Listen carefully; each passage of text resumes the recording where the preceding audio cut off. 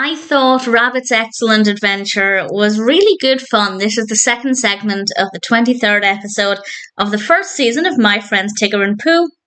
And there are two parts to the mystery here.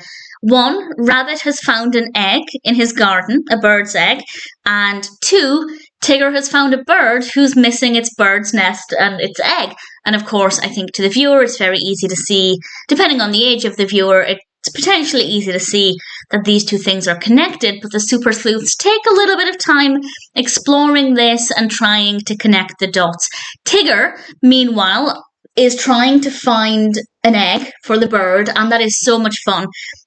I was really keen to see how many different eggs Tigger would be able to find, but actually the concept is very creatively done, very brightly coloured, certainly when he visits Piglet, but I won't give too much of that away.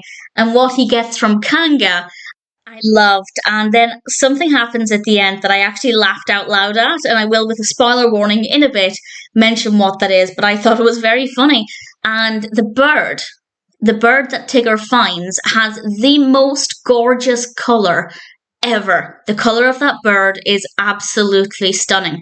While Tigger is doing all of this, Rabbit is sitting on the egg to try and keep it warm so that he can hopefully hatch the bird, or at least look after it until they find its mother.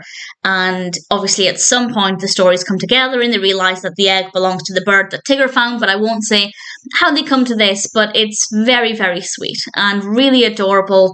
It provides a little education about birds' nests and birds' eggs. I think it would have been a slightly better idea to give a little bit of education about how you shouldn't touch a bird's egg.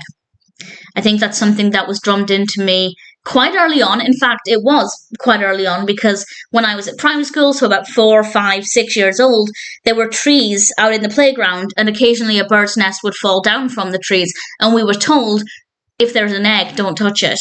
And I feel like this could have been an important lesson for the episode to teach, but then of course how would Rabbit have sat on it? So they would have needed to take a slightly different direction, but I do feel like that's a wasted opportunity, and it potentially could see a child sitting on an egg. But if that happens, it happens.